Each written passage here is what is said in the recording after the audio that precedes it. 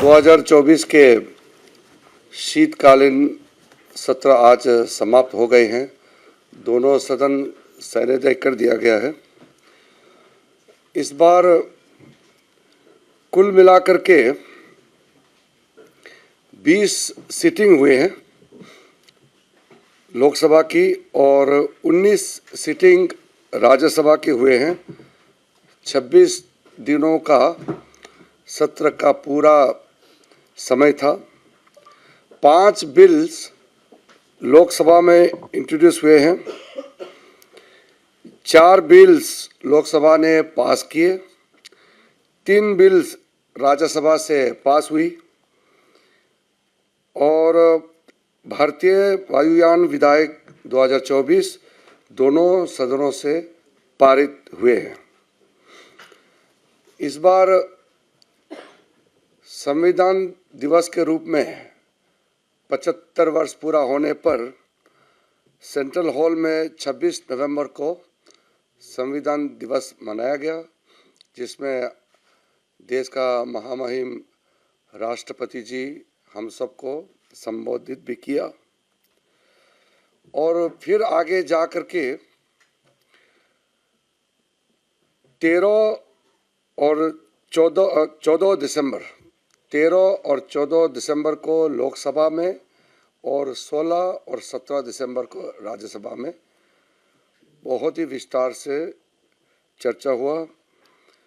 लोकसभा में 15 घंटे 43 मिनट लंबाई चर्चा का और 62 मेंबरों ने भाग लिया चर्चा में।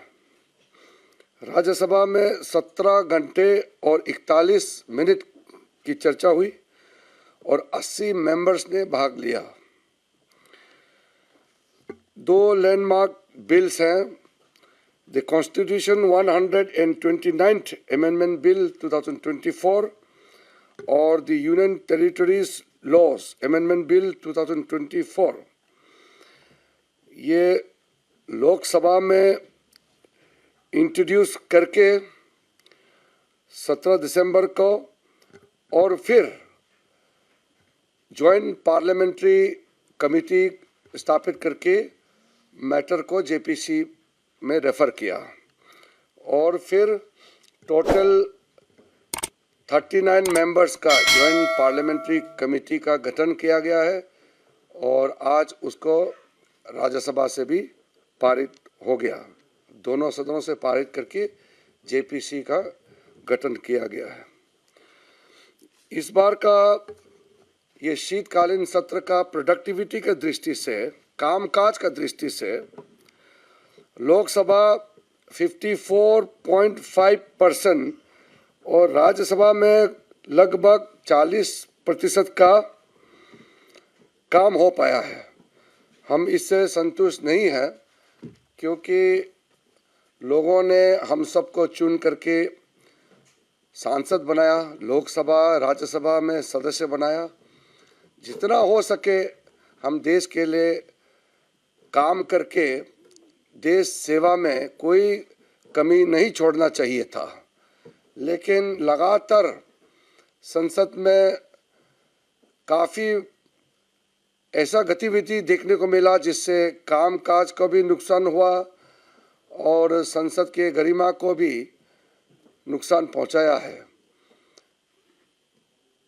मुख्य रूप से विपक्षी दलों के कई सदस्यों ने संसद में बाधित करके कामकाज का जो हमारा गति है इसमें काफ़ी रोक लगाया, जिसका वजह से प्रोडक्टिविटी जो रेट है, कामकाज का जो प्रतिशत है वो काफ़ी कम हुआ है।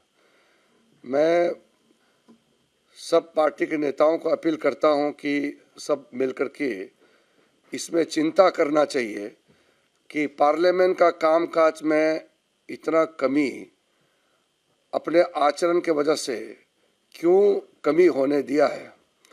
हम 100% से ज़्यादा काम करने के लिए सोचना चाहिए, ना कि प्रतिशत गिराने के लिए। मुद्दा जो भी है अब पार्लियामेंट में ही रखना चाहिए, इसीलिए तो पार्लियामेंट का मेंबर बनाया है। कोई भी मुद्दा रखने के लिए व्यवस्था बनाया हुआ है, नियम बनाया हुआ है, रूल्स के तहत आप बात को रख सकते हैं। अब रूल को ताक में रख करके आप सिर्फ चिल्लाएंगे, हंगामा करेंगे, नाराबाजी करेंगे, उससे संसद का काम को बड़ा नुकसान होता है। और साथ साथ में क्वेश्चन आवर, ये हर मेंबर ऑफ पार्लियामेंट का राइट होता है, उनका अधिकार होता है सरकार से सवाल पूछने का। एक एक सवाल पर जो मंत्रालय होते हैं पूरा काम अपना ताकत झोंक देता है, क्योंकि सवाल पूछा है मेंबर ऑफ पार्लियामेंट ने।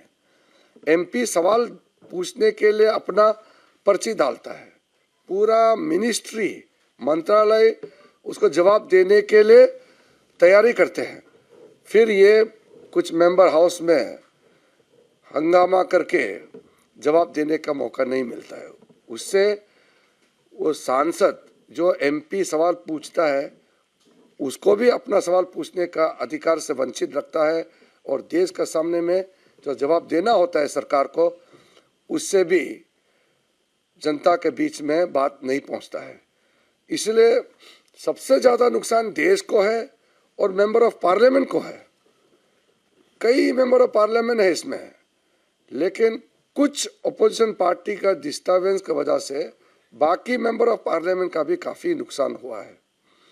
इसलिए मैं फिर से दोहराना चाहता हूं कि भविष्य में इस तरह का नारेबाजी करके और इस तरह का पार्लियामेंट के अंदर में हंगामा करके संसद का काम को बाधित करने का कोशिश ना करे तो देश के लिए भलाई होगा।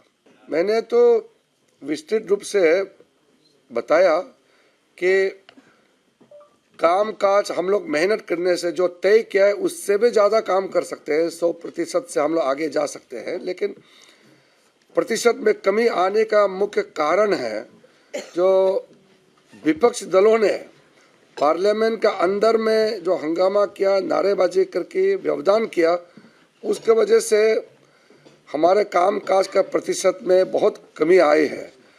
तो अब मैं ये कह सकता हूँ कि हम लोगों ने तो प्रयास किया है सदन चलाने के लिए, बिल जितना लिस्ट किया गया है, समय तय किया गया है, उसके अनुसार काम करना चाहिए। बिजनेस एडवाइजरी कमेटी में जितने बिल्स लिस्ट किए गए हैं, सारा बिल्स का चर्चा का समय भी तय किया गया था, और सब पार्टी के प्रमुख पार्टी के लोग बिजनेस एडवाइजरी कमेटी में बैठते हैं, तो उसमें समय तय किया गया है। तो समय अनुसार हम लोग सब तैयार, सारा मंत्री सुबह आकर के तैयार हो जाते हैं सुनने के लिए, जवाब देने के लिए, लेकिन चर्चा नहीं हो पाए।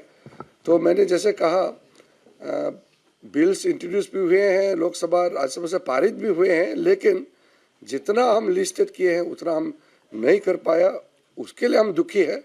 लेकिन आगे ऐसा ना हो मैं अपेक्षा कर सकता हूं और अनुरोध भी कर रहा हूं, आग्रह कर रहा हूं खास करके हमारे विपक्ष के साथियों को कि आने वाला दिन जो बजट सत्र आने वाले हैं उसमें फिर से इस तरह का हंगामा ना करे तो देश को अच्छा लगेगा और हम लोग को भी अच्छा लगेगा, क्योंकि हमारा काम देश को सेवा करना है, ना कि यह हंगामा करना।